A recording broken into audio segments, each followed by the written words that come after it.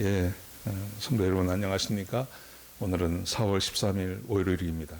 월요일 날 이렇게 아침 일찍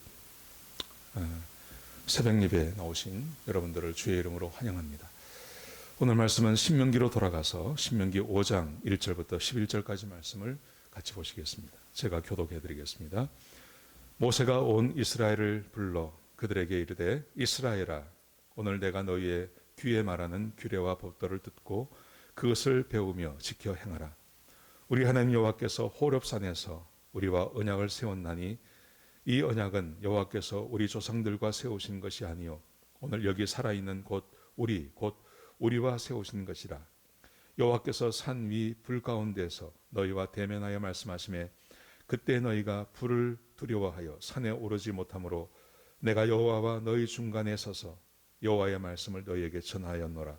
여호와께서 이르시되 나는 너를 애굽 땅 종되었던 집에서 인도하여 낸 내 하나님 여호와라. 나 외에는 다른 신을 내게 두지 말지니라. 너는 자기를 위하여 새긴 우상을 만들지 말고 위로 하늘에 있는 것이나 아래로 땅에 있는 것이나 땅 및 물속에 있는 것의 모든 형상도 만들지 말며 그것들에게 절하지 말며 그것들을 섬기지 말라. 나 내 하나님 여호와는 질투하는 하나님인즉 나를 미워하는 자의 죄를 갚되 아버지로부터 아들에게로 3, 4대까지 이르게 하거니와 나를 사랑하고 내 계명을 지키는 자에게는 1000대까지 은혜를 베푸느니라. 너는 내 하나님 여호와의 이름을 망령되이 일컫지 말라. 나 여호와는 내 이름을 망령되이 일컫는 자를 죄 없는 줄로 인정하지 아니하리라. 아멘. 오늘 말씀은 십계명에 대한 말씀이 오늘과 내일 말씀에 계속 이어지게 되겠습니다. 모세가 40년 전에 출애굽해서 그 1세대에게 호렙산에서 하나님의 이 말씀을, 이 규례와 법도를 가르쳤습니다. 그런데 이스라엘 백성들이 하나님 말씀에 순종하지 않았습니다. 그래서 이 40년을 지나가면서 그 1세대는 다 죽임을 당합니다. 그리고 오늘 그 2세대에게 다시 하나님의 법규를 그들에게 전하고 있습니다. 오늘 본문을 다시 한번 보시겠습니다. 이렇게 기록되어 있습니다. 모세가 온 이스라엘을 불러 그들에게 이르되 이스라엘아, 오늘 내가 너희의 귀에 말하는 규례와 법도를 듣고 그것을 배우며 지켜 행하라. 온 이스라엘 백성들 전체를 말하는 것입니다. 온 이스라엘을 다 부릅니다. 그리고 그들에게 이렇게 말합니다. 이스라엘아, 오늘 내가 너희의 귀에 말하는 규례와 법도를 듣고 그것을 배우며 지켜 행하라. 여러분, 이것은 이스라엘 백성들에게만 주시는 말씀입니다. 이스라엘 백성들이니까 이 법도를 따라 살아야 한다는 것입니다. 이 말을 우리에게 적용한다면 우리가 그리스도인이 되었다는 것은 그리스도인만이 지켜야 규례와 법도가 있다는 것입니다. 우리는 하나님의 자녀가 되었습니다.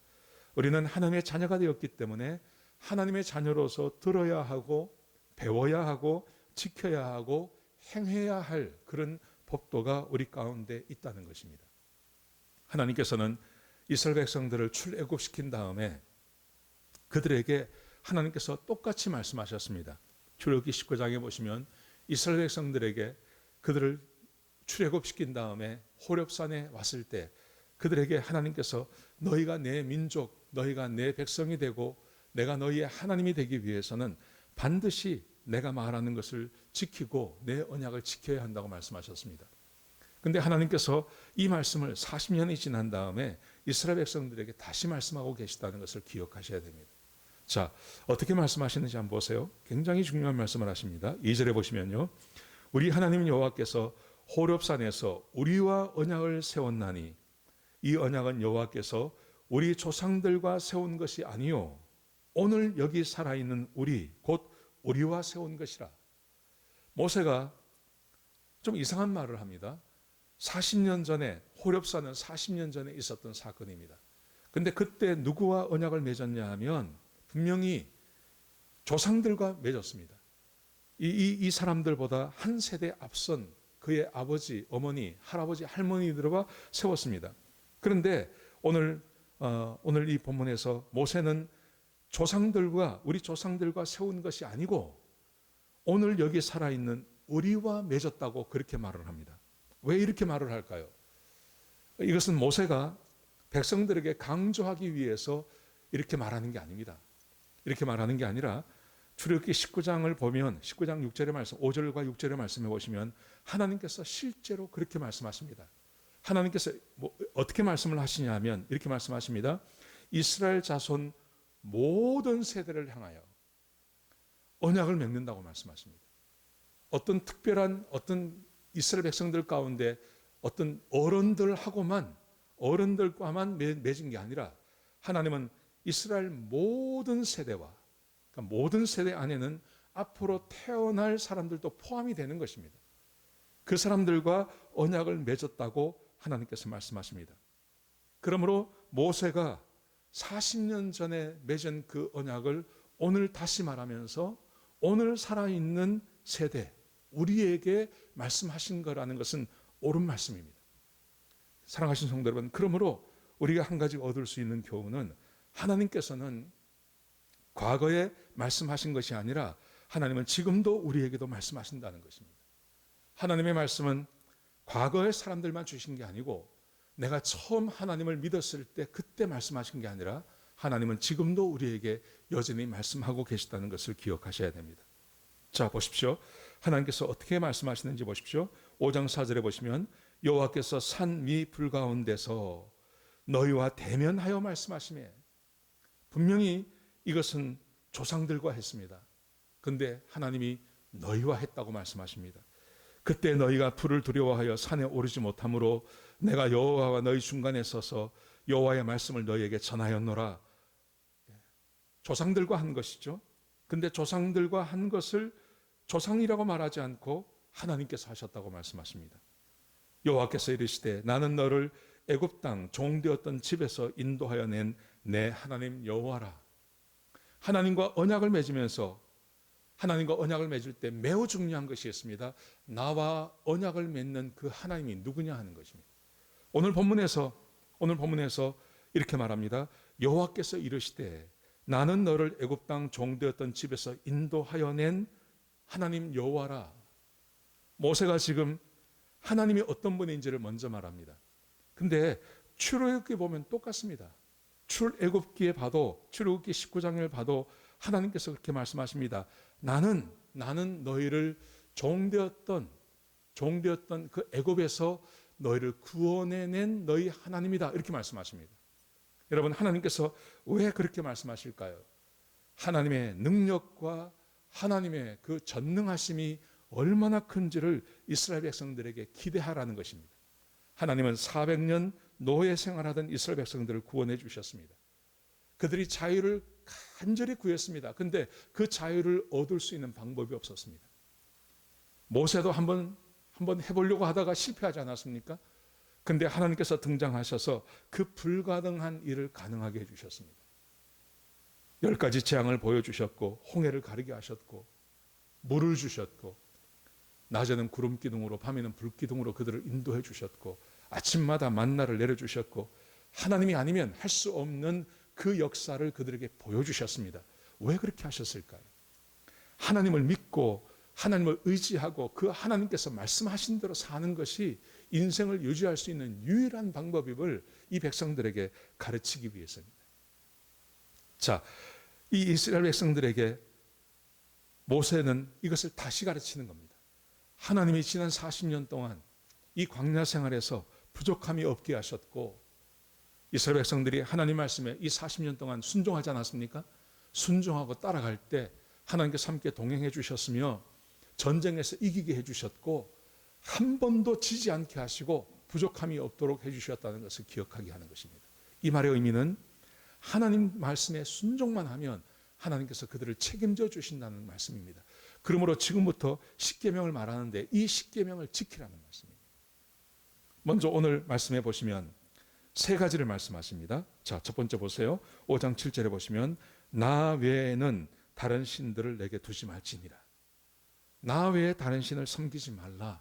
첫 번째입니다. 사랑하신 성도 여러분, 세상에 신이 존재합니까? 귀신은 있습니다. 그런데 이 세상 사람들이 말하는 하나님과 비견할 만한 그런 신은 없습니다.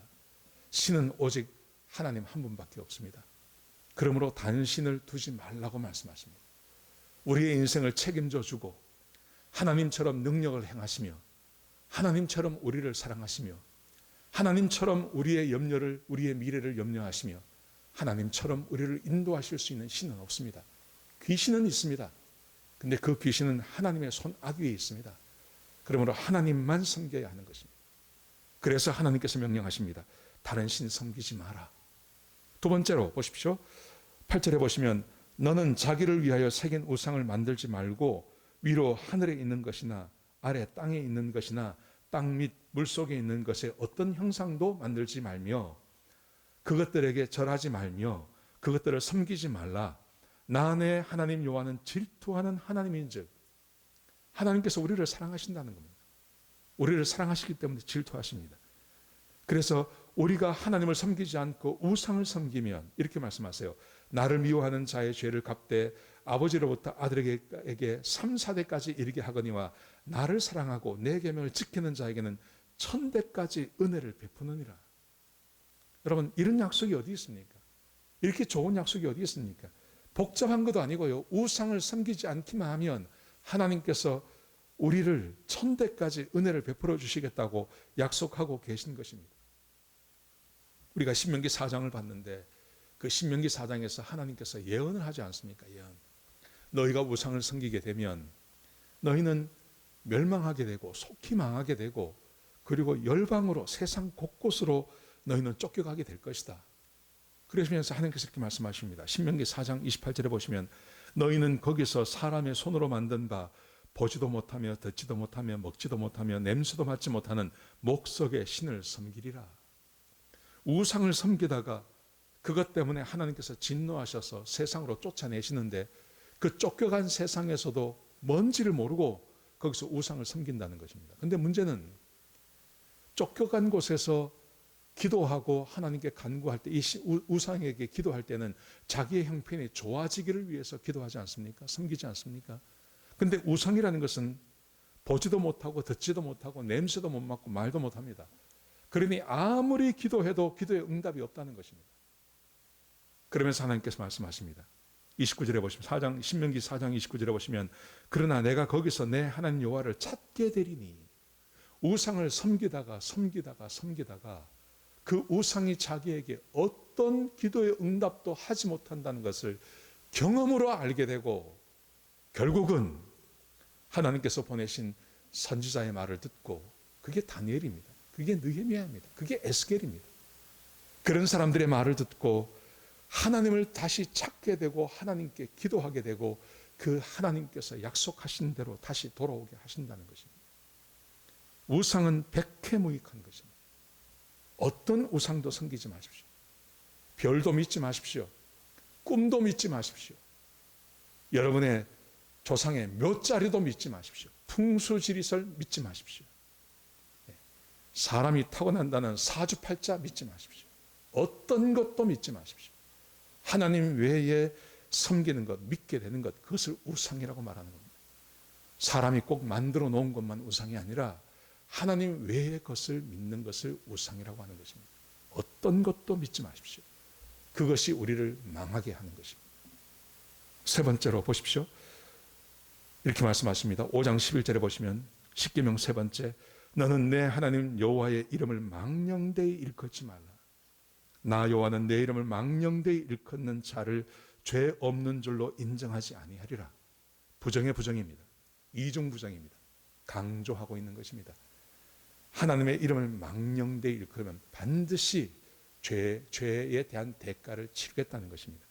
망령되이 일컫는다는 말은 거짓되이 헛되이 믿는 걸 말하는 것입니다. 이 말은 이런 의미를 갖습니다. 하나님을 믿지 않습니다. 하나님을 잘 믿지 않습니다.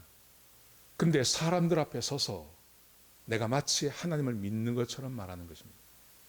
하나님을 믿는다는 말은 하나님의 말씀대로 사는 것을 말합니다. 그런데 나는 하나님 말씀대로 살지 않습니다. 그러면서 사람들 앞에서 내가 하나님을 믿는 것처럼 말하는 것입니다. 레위기 19장 12절에 보시면 이렇게 말씀하십니다.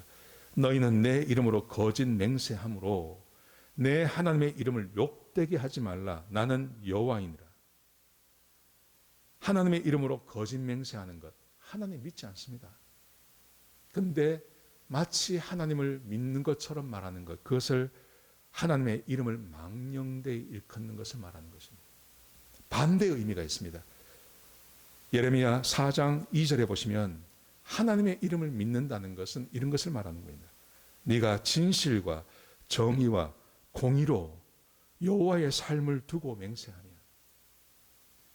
진실과 정의와 공의, 진실을 행하고 공의를 행하고 하나님의 말씀대로 살면서 여호와의 삶을 두고 맹세하면 나라들이 나로 말미암아 스스로 복을 빌며 나로 말미암아 자랑하리라.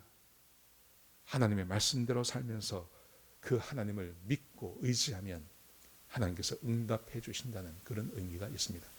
여러분, 하나님의 이름을 망령되이 일컫는 것, 내가 하나님 믿지 않으면서 마치 내가 하나님을 잘 믿는 것처럼 그렇게 떠버리는 것, 그거 하지 말라는 것입니다. 이 말의 의미는 하나님을 잘 믿으란 말이에요. 우상을 숭배하지 말라. 내가 우상 숭배하지 않는 것으로 만족하는 게 아니라 이제는 하나님을 잘 섬기는 그런 삶을 살 것을 우리에게 요구하고 있습니다. 사랑하신 성도 여러분, 우리의 삶을 풍성하게 하는 것, 우리의 삶을 복되게 하는 것, 그것은 하나님을 섬기는 것입니다. 그리고 우상을 숭배하지 않는 것입니다. 그리고 좀 더 나아가서 그 하나님을 잘 섬기는 것입니다. 하나님의 말씀을 잘 알고 그 하나님 말씀대로 살려고 애를 쓰고 하나님께서 살아계시다는 것을 내가 믿고 매 순간 매 순간 하나님 말씀으로 내 삶을 결정해 나가고 힘들고 어려운 것이 있으면 하나님께 기도하고 간구하고 그 하나님을 예배하는 것, 그게 우리의 삶을 풍성하게 하는 것입니다. 지금 어렵고 힘든 상황을 우리가 지나가고 있습니다. 이때 우리의 신앙이 더 순수해질 수 있습니다. 우리가 이것도 할 수 있고 저것도 할 수 있고 우리에게 무한한 자유가 있을 때 그때 하나님의 역할은 점점 줄어들기 마련이죠. 그런데 우리의 삶에서 많은 것이 막혀 있습니다. 이때 하나님을 더 신뢰하십시오. 하나님을 더 바라보십시오. 하나님의 말씀으로 들어가십시오. 그리고 하나님께서 말씀하시는 대로 믿고 그 하나님께 나아가 보십시오. 그러면 하나님께서 우리의 삶을 책임져 주시고 부족함이 없게 해 주실 것입니다. 하나님께서 약속하신 대로 우리의 삶을 더 풍성하게 해 주실 것입니다. 이런 은혜가 저와 여러분에게 있기를 축복합니다. 기도하시겠습니다. 하나님, 오늘 귀한 말씀 주셔서 감사합니다. 아버지 하나님, 우리가 주의 말씀을 따라 살면 하나님께서 우리의 삶을 풍성케 하시겠다고 약속해 주셨습니다. 특별히 하나님을 잘 믿는 사람들 되게 하여 주옵소서. 다른 우상을 섬기지 않는 자들이 되게 하여 주옵소서. 말로만 하나님을 섬기는 자들이 되지 않게 하여 주시고 전심을 다해서 하나님을 섬기는 주의 백성들이 될 수 있도록 역사하여 주옵소서. 오늘 하루 주와 함께 동행하는 하루가 되게 하시고 하나님께서 우리를 지키시며 보호해 주시는 그런 귀한 하루가 될 수 있도록 역사하여 주옵소서. 주님 감사합니다. 예수님의 귀하신 이름으로 간절히 기도드렸습니다. 아멘.